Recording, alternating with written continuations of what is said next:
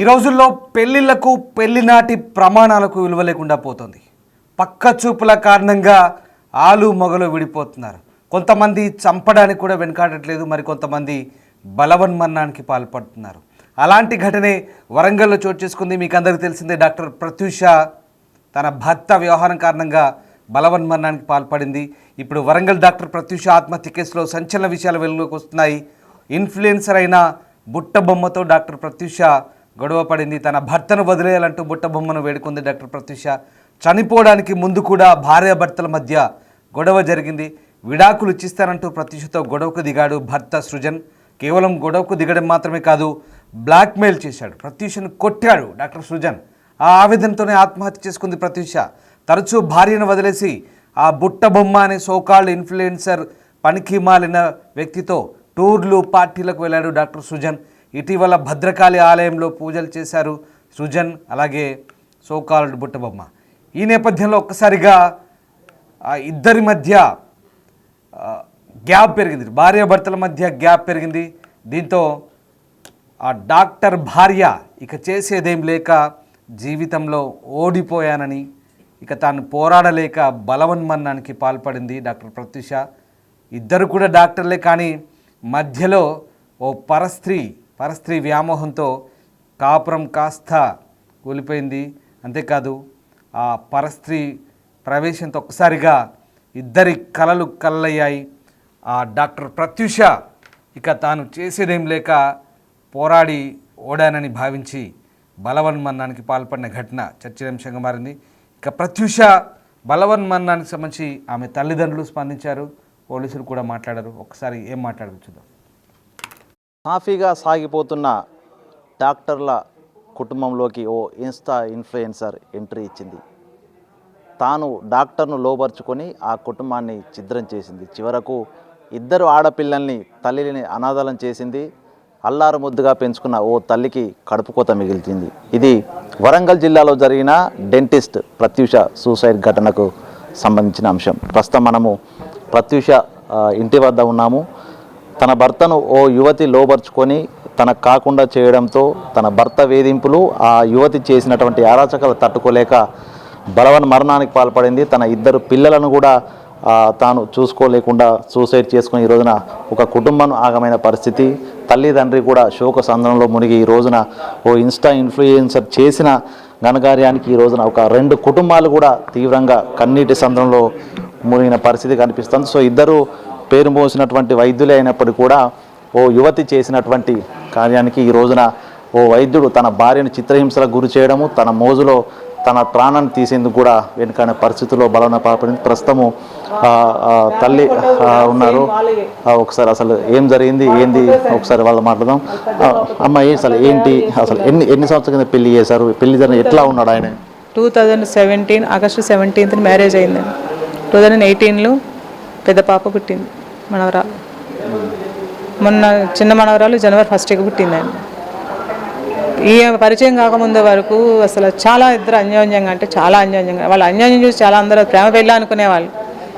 కానీ arranged marriage అంత ప్రేమగా ఉండేవాళ్ళండి, మంచిగానే చూసుకునేవాళ్ళు, బాగానే ఉండేది. ఎప్పుడైతే ఈ మెడికవర్ హాస్పిటల్లో ఆయనకి ఇక్కడ కేఎంసీ పిఎంఐసిఎస్లో గవర్నమెంట్ జాబ్ వచ్చింది. మెడికవర్లో కన్సల్టెంట్గా చూస్తాడు. అది ఓపెనింగ్ రోజున ఈమె యాంకర్గా వచ్చిందట. తర్వాత నెక్స్ట్ డాక్టర్స్ ఇంటర్వ్యూ తీసుకున్నారు, ఈయన కూడా ఇంటర్వ్యూ చేసింది. జస్ట్ ఇంకా అక్కడి నుంచి స్టార్ట్ అయిందట. అసలు ఇప్పుడు ఈ యువతి మీ అల్లుడితో మాట్లాడడం కానీ, అసలు తనతో పరిచయం పెంచుకోవడం, అసలు ఈ విషయాలు ఎప్పుడు దృష్టికి వచ్చాయా? మీ అమ్మాయి మీకు ఎప్పుడు? లేదండి, మా పాప డెలివరీకి తీసుకెళ్ళినా మా దగ్గర ఉన్నది. నవంబర్ ఎండింగ్లో అట్లా డెలివరీ తీసుకెళ్ళిపోయినాం, మా దగ్గరనే ఉంది. మా వరకు రాలేదు. పాపకు తెలిసి సఫర్ అవుతున్నట్టున్నది కానీ మాకేం చెప్పలేదండి. తర్వాత వీళ్ళ అత్తయ్య మావయ్యకి చెప్పిందట, మీ కొడుకు ఇట్లా చేస్తున్నాడు, ఎందుకు డల్లకుంటున్నాడు ఏదో వాళ్ళు అడిగితే కొడుకును మారుస్తారు కావచ్చు, చెప్తారు కావచ్చు అని చెప్పి వాళ్ళ తల్లిదండ్రులకు చెప్పిందట. చెప్తే వాళ్ళ కొడుకు చెప్పాలి కదా, డాక్టర్స్ అంటే ఏమున్నది, మగవాళ్ళు తిరుగుతారు అట్లా ఇట్లా, నువ్వు ఓర్చుకోవాలి, సర్దుకోవాలి, అది ఇదని వాళ్ళు అన్నారట. తర్వాత మాకు ఈ మధ్యనే మాకు పేరెంట్స్కి చెప్పినాక ఆయన తల్లిదండ్రులతో మాట్లాడారు. ఏంటిది మరి ఇట్లా, ఆయన నా కొడుకుతో మాట్లాడిన జస్ట్ ఫ్రెండ్ అంతే అని చెప్పాడు. ఇక మన ప్రత్యూషే ఎక్కువగా ఊహించేసుకుంటుంది అదే అని చెప్పినాడు. అసలు తను డ్యూటీకి వెళ్ళినప్పుడు అక్కడే కూర్చోవడం, ఆమె తన వెహికల్ ఇదంతా మొత్తం లాంగ్ డ్రైవింగ్లు తిరగడము, ఇక హోటల్స్కి వెళ్ళి తినిపించడం, తాగించడం, ఇవన్నీ. అర్ధరాత్రి పొద్దున 5ంటికి పోతే సరే డ్యూటీ చేసిన అయిపోయినాక మధ్యాహ్నం అర్ధరాత్రి 2ంటికి 12ంటికి రావడం, మళ్ళీ రాగానే అది కాల్ చేస్తే మళ్ళీ వెళ్ళిపోవడం. ఒక మహిళ కన్ని పెంచారు, ఇన్నేళ్ళు ఆమెను పెద్ద చేశారు, ఒక వైద్యురాలుగా స్థిరపడ్డది. సో ఇప్పుడు ఓ యువత వచ్చి వాళ్ళ ఫ్యామిలీ లోపల చిచ్చు పెట్టింది. నిజంగా అసలు ఏం జరుగుతుంది వీళ్ళ మధ్యలో? తన మీకు కూతురు ఏమన్నా తను అడిగిందా? ఇది వీళ్ళ మధ్యలో ఏమైనా కన్వర్సేషన్ జరిగిందా? మామతో మాట్లాడిందా అంటే దానితోను పప్పి మాట్లాడింది ఒకసారి పప్పి వాళ్ళతో, శృతితో, అదే భానోద్దాంతో ఒకరోజు ఏదో మాట్లాడింది, బెదిరించింది. అది ఫోన్ చేసి ఒకసారి పాప అదే ఒకసారి ఫోన్ చేసిందండి. పాప చేసిందట, మాకు తెలియదు, తర్వాతే తెలిసినాయి. నేను ఫోన్ చేసి మాకు ఫ్యామిలీ ఉన్నది, ఆయన మంచి పొజిషన్లో ఉన్నట్టున్నాడు, సంసారం నాశనం చేయకూడదని ఫోన్ చేసింది.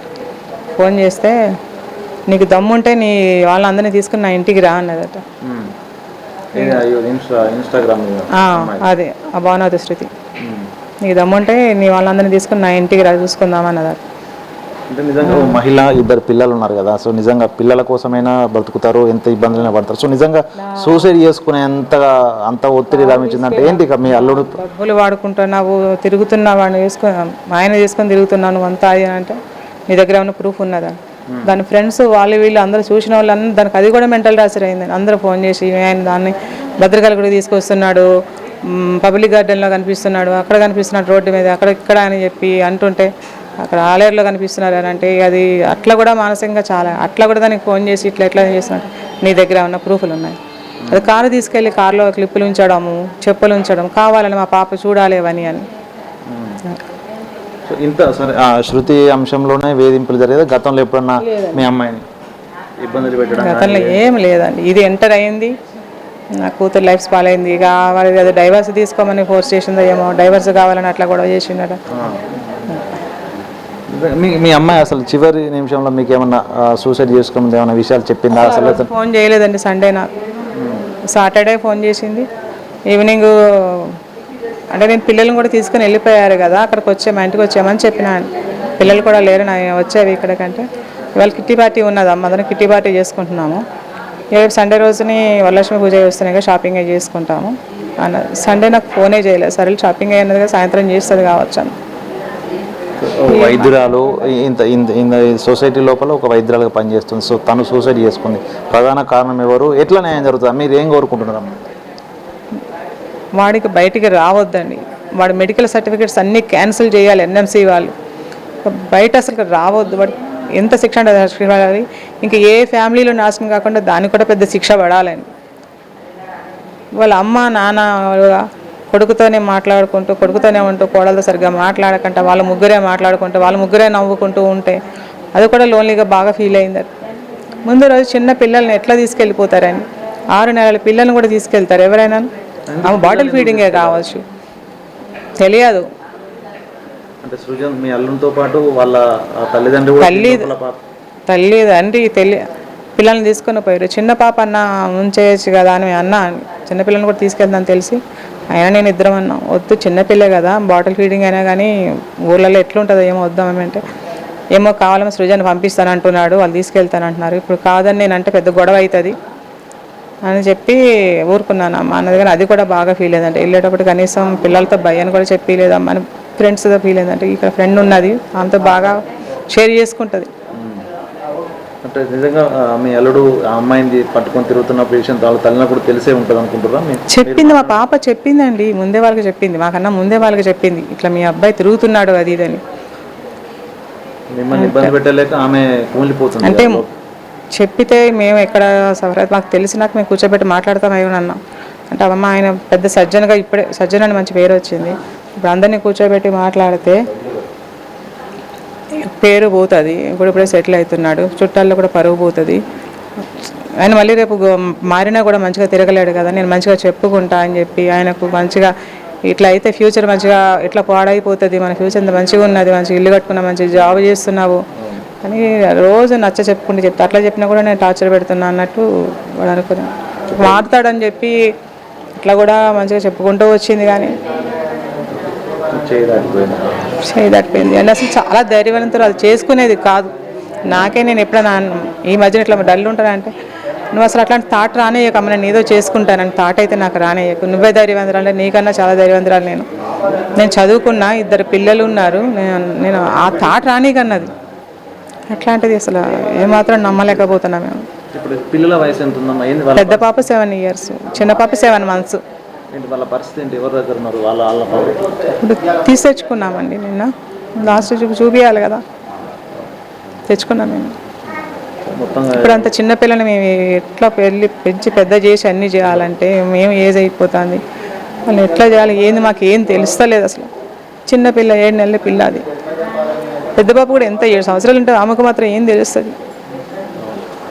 ప్రత్యూష తండ్రి రామకృష్ణ మనతో ఉన్నారు, ఒకసారి తమతో మాట్లాడదాం. అసలు ఏం జరిగింది, అసలు ఈ భార్యాభర్తల విషయం లోపల అసలు ఎందుకు గొడవలు స్టార్ట్ అయ్యాయి, వీళ్ళ ప్రధాన కారణం ఏంటి గొడవలకి?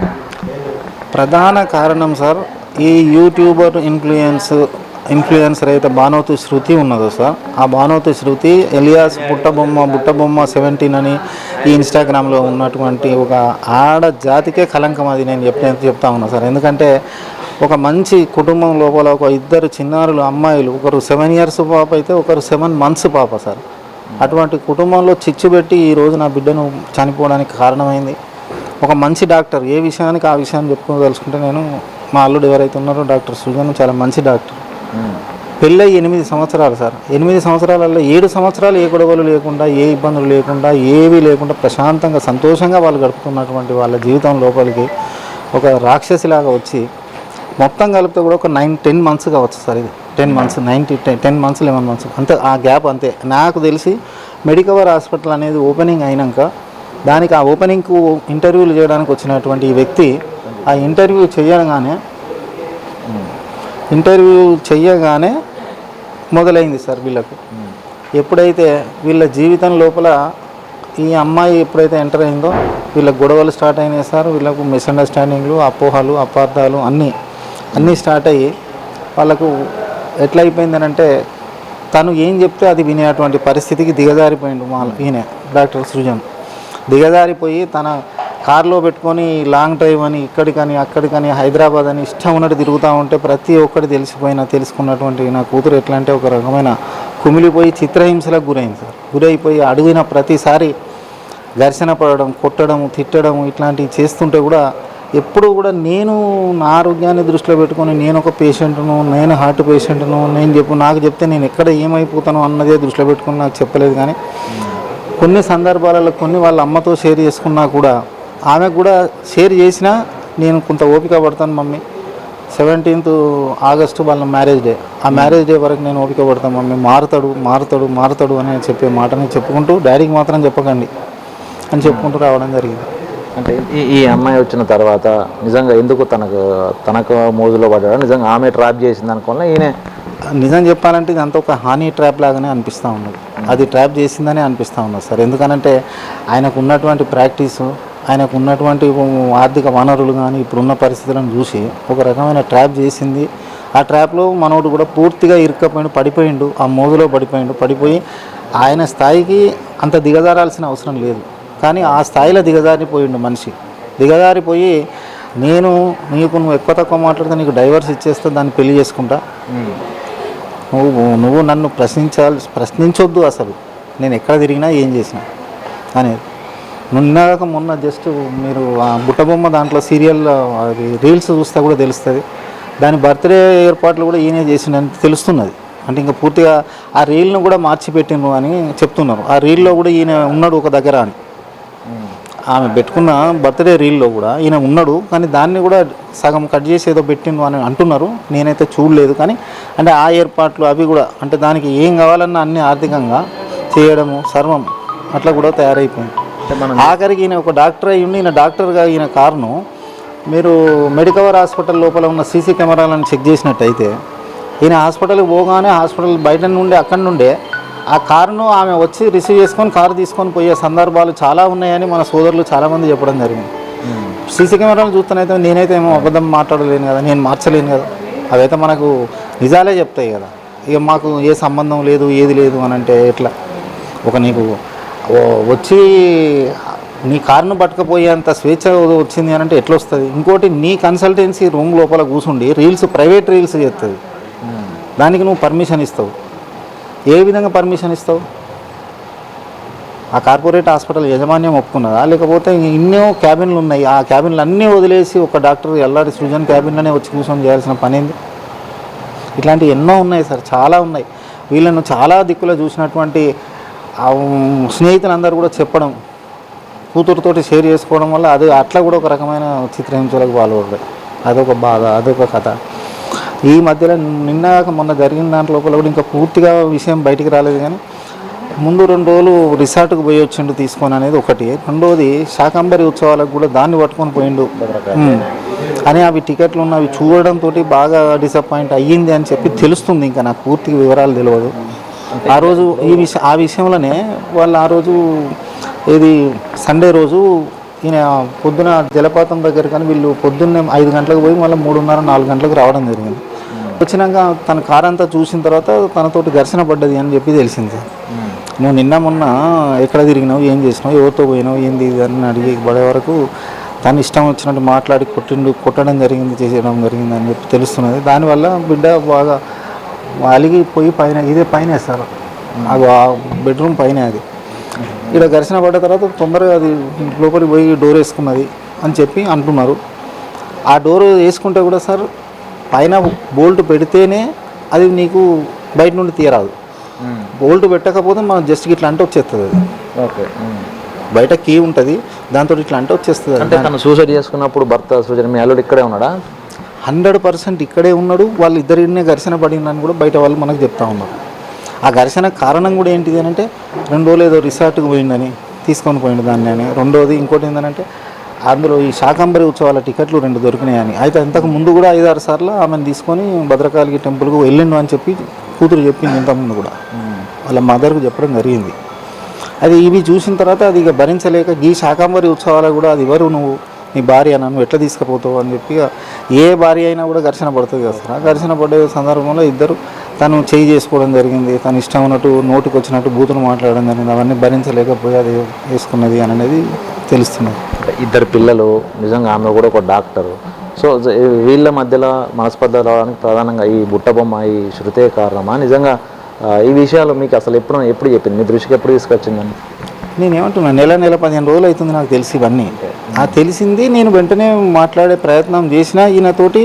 అయితే ఇప్పుడే మారుతున్న డాడీని వద్దు వద్దు వద్దు అని చెప్పి ఒట్టుపెట్టి నాతో డైలీ మాట్లాడుకుంటూ వచ్చి ఇవాళ ఫస్ట్ 5:30కి పోతే 12-12:30కి వచ్చే వ్యక్తి నెమ్మదిగా 7:30, 8 వరకు రావడం స్టార్ట్ అయ్యే వరకు అది కూడా కొంచెం హ్యాపీగా ఫీల్ అయ్యి మారుతాను డాడీ, ఇప్పుడే వద్దు, నువ్వు ఏం అడగకు, ఇంకేదైనా జరిగితే నీకు చెప్తా, అయినా నేను వచ్చే నా మ్యారేజ్ డే వరకు టైం ఇస్తాను మారడానికి, ఒకవేళ మారకపోతే అప్పుడు నేను మీ దగ్గరకు వచ్చేస్తా, వచ్చినాక అప్పుడు మీరు ఏదంటే అది చేద్దాం అనే స్టేజ్లో ఉండే.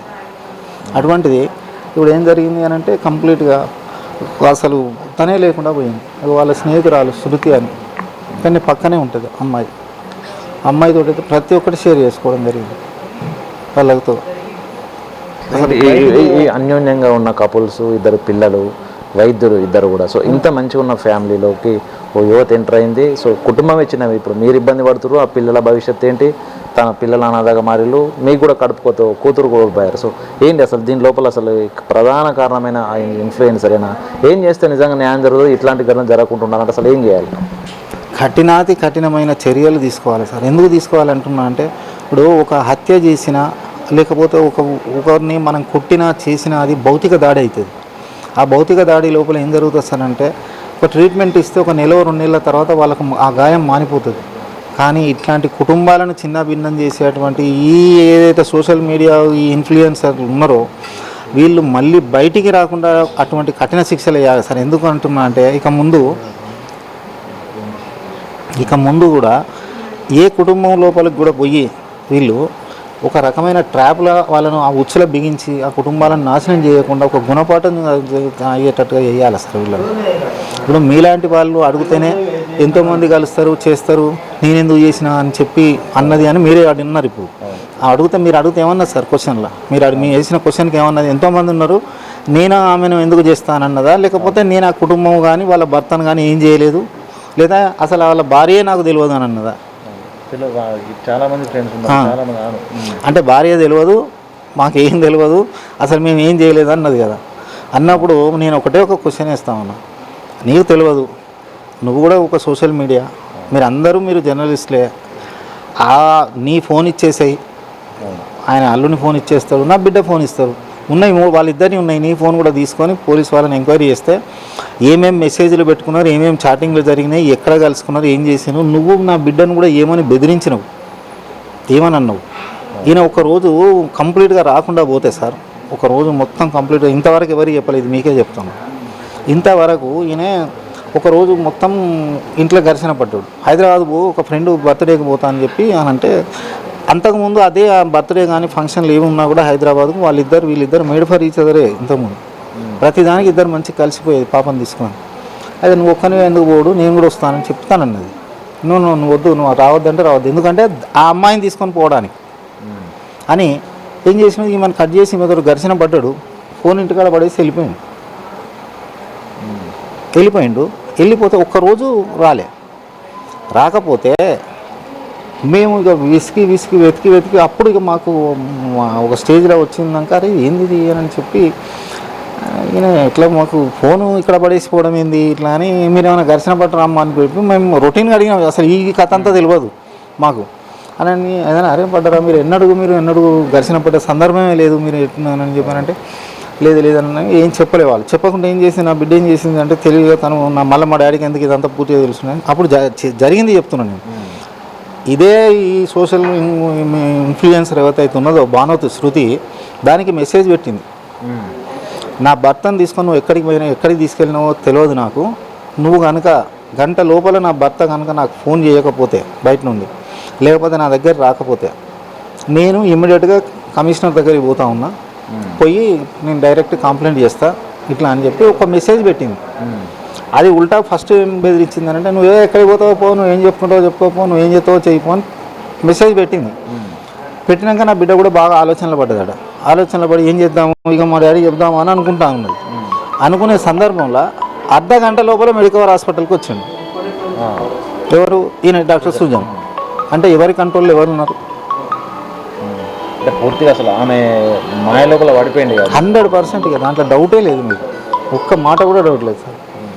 హలో, ఇది మొత్తానికైతే ప్రత్యూష సూసైడ్ ఘటన లోపల ఈ సోషల్ మీడియా ఇన్ఫ్లుయెన్సర్ భానుమతి శృతి కారణంగానే తన అల్లుడు సృజన్ వేధింపులకు గురి చేసేవాడు, తన భార్యను దాడి చేస్తూ తనకు విడాకులు ఇస్తాను బెదిరింపులకు గురి చేయడము, శృతితో కూడా తాను బయటికి వెళ్తూ కూడా పెళ్లి చేసుకున్నట్టు బెదిరింపులకు కారణంగానే తన కూతురు సూసైడ్ చేసుకుంది. ఇట్లాంటి కుటుంబాల్లో చిచ్చు పెట్టి ప్రాణాలు తీసే విధంగా వేధింపులకు గురి చేసేటువంటి ఈ యొక్క ఇన్ఫ్లుయెన్సర్లను, శృతి లాంటి యువతులను సొసైటీలో ఉండనివ్వద్దంటూ కూడా అటు ప్రత్యూష తల్లిదండ్రులు వేడుకుంటున్న పరిస్థితి. వీడియో జర్నలిస్ట్ సంతోష్తో Venu big TV Hanamkonda. Dentist Pratyusha suicide ఘటన లోపల 4 నిందితుల్ని పోలీసులు అరెస్ట్ చేశారు. అసలు ఏ సెక్షన్ కింద అరెస్ట్ చేశారు, అసలు ఈ కేసులో ఏం తెలియంది, ప్రస్తుతం మనతో ఏసీపీ ప్రశాంత్ రెడ్డి గారు. సార్ నమస్తే. ఏంటి ఈ సూసైడ్ డెంటిస్ట్ ప్రత్యూష సూసైడ్ లోపల అసలు ఎంతమంది అరెస్ట్ చేశారు, ఏ సెక్షన్ నమోదు చేశారు, సో అసలు ఏంటి అందులో ఏం జరిగింది, అసలు తన సూసైడ్ ప్రధాన కారణాలు ఏంటి? ఈ బీడీఎస్ చేసిన డెంటిస్ట్ ప్రత్యూష మొన్న సండే నాడు ఈవినింగ్ ఇంట్లో భార్యాభర్త మధ్య గొడవ తారస్థాయికి చేరి తను సూసైడ్ చేసుకొని చనిపోయింది. ఈ చనిపోయిన విషయంలో ప్రత్యూష భర్త ప్లస్ ప్రత్యూష అత్తమామలు, తర్వాత ఆ భర్త ఎవరితోనైతే తరచుగా మాట్లాడుతాడో ఆ అమ్మాయి ఒక వివరాలు కూడా తీసుకొని వారిపైన కేసు నమోదు చేసి ఈరోజు వారిని మార్నింగ్ అవర్స్లో 4 ఒకే చోట పట్టుకోవడం జరిగింది. పట్టుకొని వారిని అరెస్ట్ చేసేసి ఈరోజు కోర్టుకు తరలిస్తున్నాం. ఇట్స్ నథింగ్ బట్ హరాస్మెంట్ అనేది ఇక్కడ main. So harassment can be in any form, either mentally or physically. So ఇక్కడ mental harassment, she has undergone mental harassment and mental torture. దాని యొక్క రిజల్టే ఈరోజు ఈ యొక్క అన్ప్రెజెంట్ సిచ్యువేషన్ అండి. ఈ శృతి అనేటువంటి యువతికి సంబంధించి సో తన పాత్ర ఏంది ఈ యొక్క హారాస్మెంట్ లోపల, నిజంగా తన పాత్ర ఉందా? సృజనే తన భార్యని వేధించడం జరిగిందా?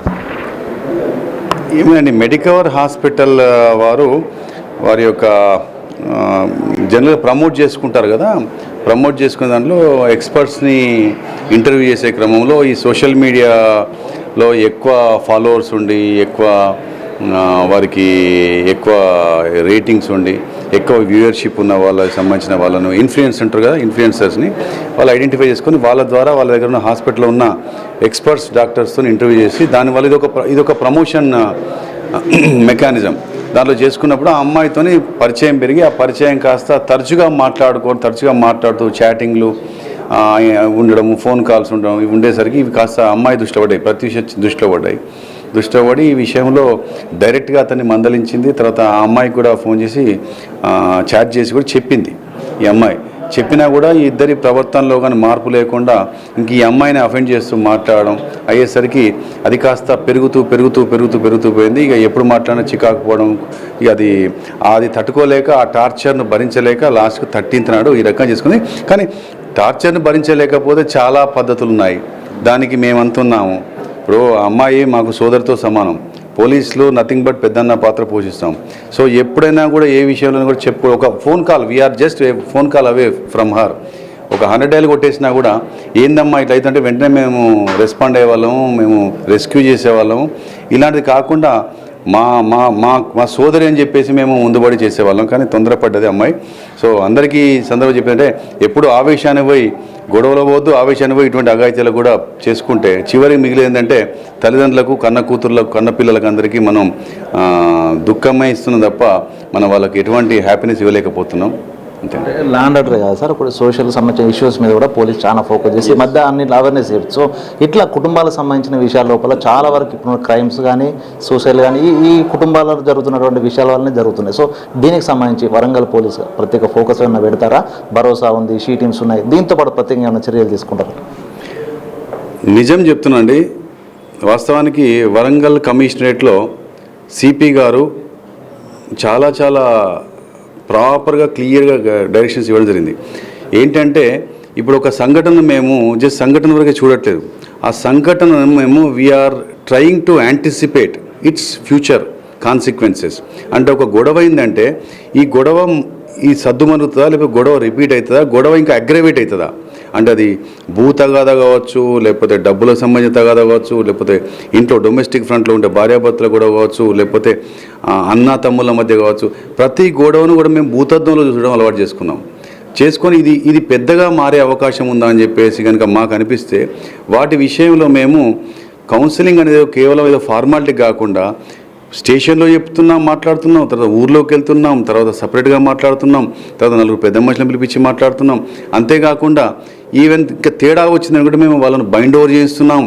ఇవన్నీ కాకుండా కమిషనరేట్లో ఒక కళా బృందం ఒకటి స్పెసిఫిక్గా ఏర్పాటు చేసి వాళ్ళను ఇప్పుడు మొత్తం కమిషనరేట్ ఈ రోజు నైట్ ఒక దగ్గర ఉంటుంది, నిన్న ఒక నైట్ ఒక దగ్గర, ప్రతి దగ్గర ఒక కళా బృందం పంపిస్తూ, కళా బృందం కాకుండా అక్కడికి సంబంధించిన రెస్పెక్టివ్ జ్యూరిడిక్షన్లో ఉండే ఆఫీసర్స్ కూడా వెళ్ళి ప్రజలతో మమేకమై ప్రజలతోని ఒకటనే కాదు, అది డ్రగ్ అబ్యూస్ కావచ్చు, సైబర్ క్రైమ్ బార్లో పడుతున్న విషయంలో కావచ్చు, లేకపోతే ఇట్లా భార్యాభర్తల మధ్య గొడవ కావచ్చు, అన్నదమ్ముల మధ్య గొడవ కావచ్చు, లేదా పేరెంట్స్ పిల్లల మధ్య గొడవ విషయంలో కావచ్చు, భూ తగాదాలు కావచ్చు, అప్పు తగాదాలు కావచ్చు, ఆస్తి తగాదాల విషయంలో కానీ మేము మాకు చుట్టుపక్కల ప్రతిరోజు మేము బీయింగ్ ఇన్ ది డిపార్ట్మెంట్ మేము general we come across several crimes చూస్తుంటాం, వింటుంటాం, ఎక్కడెక్కడ జరుగుతున్నాయి, ఏమేమి జరుగుతుంది, ఎక్కడో జరిగిన నేరం మా దగ్గర కూడా జరగవచ్చు, మన ఏరియాలో కూడా జరగవచ్చు అని ముందు చూపుతో ఆలోచించి మేము ఏం చేస్తున్నట్టే వాటి విషయంలో అదే దృష్టి పెట్టుకొని ఇది పెద్దగా అవుతుందేమో, ఇది ఇలా మారుతుందేమో, ఇది ఇంకో రకంగా మారిపోతుందేమో అని ఆ యొక్క ఆలోచనతోనే యాంటిసిపేట్ చేస్తూ మేము ఆ దిశలో మేము కొద్దిగా చెప్పాలంటే వాస్తవానికి ఇంకా ఎక్కువ చొరవ తీసుకుంటున్నాం. ఎక్కువ చొరవ తీసుకుంటే కొందరు తప్పుగా అనుకుంటారు, కానీ యాక్చువల్గా మా ఆలోచన ఏంటంటే మేము మాకు ఒక లోపల ఏంటంటే ఇదేమన్నా జరగవచ్చు, ఒక గెట్టు పంచాయతీ అవుతుంది, ఒక అప్పు పంచాయతీ అవుతుంది. మేము అప్పు పంచాయతీ అని చెప్పి కేవలం సివిల్ మ్యాటర్ అని చెప్పి అంటలేం, ఇంకాస్త కొద్దిగా రిస్క్ తీసుకొని సెటిల్ చేయడం కోసం ప్రయత్నం చేస్తున్నాం. దానికి అల్టిమేట్ కారణం ఏంటంటే క్రైమ్ జరగద్దని. మా అల్టిమేట్ ఏమేంటంటే క్రైమ్ ప్రివెన్షన్ కావాలని చెప్పి అనుకుంటాం తప్ప క్రైమ్ ప్రెసిపిటేట్ కావాలని కోరుకోము. క్రైమ్ ఎక్కువైతే అది మన ఇంట్లో జరిగింది, మా ఇంట్లో జరిగింది అనుకుంటాం తప్ప ఇప్పుడు అమ్మాయి చనిపోయింది, మా సోదరు చనిపోయిందని ఫీల్ అవుతాం.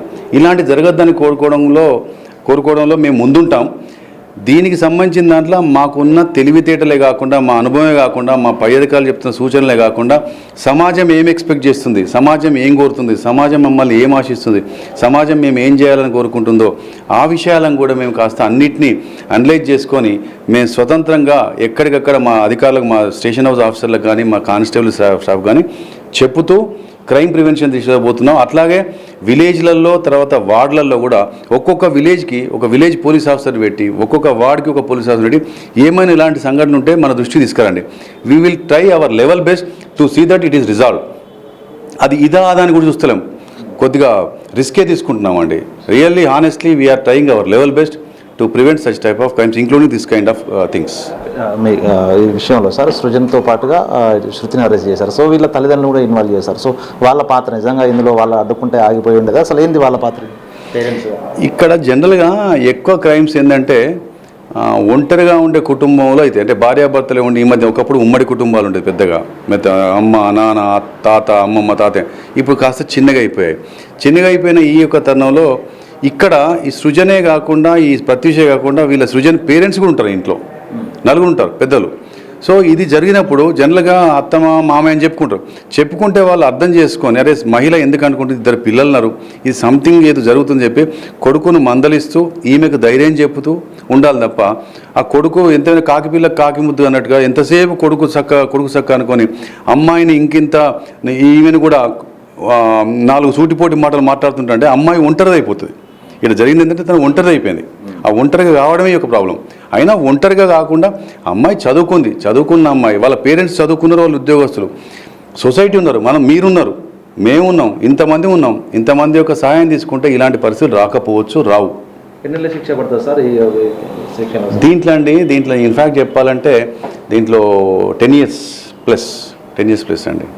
Okay, thank you sir. ఇది మొత్తానికి ప్రత్యూష సూసైడ్ ఘటన లోపల అటు శృతితో పాటు కూడా తల్లిదండ్రులు కూడా మందలించి ఉన్నా కూడా ప్రత్యూష సూసైడ్ చేసుకునేది కాదు. ఏదేమైనా కూడా పోలీసులను ఎల్లవేళలా అందుబాటులో ఉంటాము. ఎట్లాంటి కష్టం వచ్చినా కూడా ఒక కుటుంబ సభ్యుల వల్ల మేము ముందుంటాము. మాకు చెప్పుకుని ఉంటే ఇట్లాంటి ఘటన కూడా జరిగేవి కాదంటూ ఏసీపీ ప్రశాంత్ రెడ్డి చెప్తున్న పరిస్థితి. వేజన్ సంతోష్తో Veena big TV Hanamkonda. The big folk night 2025 celebrating the soul of Telangana. August 23 సాయంత్రం 6 గంటల నుండి ఎల్బీ స్టేడియంలో. టికెట్స్ బుకింగ్ కోసం ఎంట్రీవాలా యాప్ను డౌన్లోడ్ చేసుకోండి.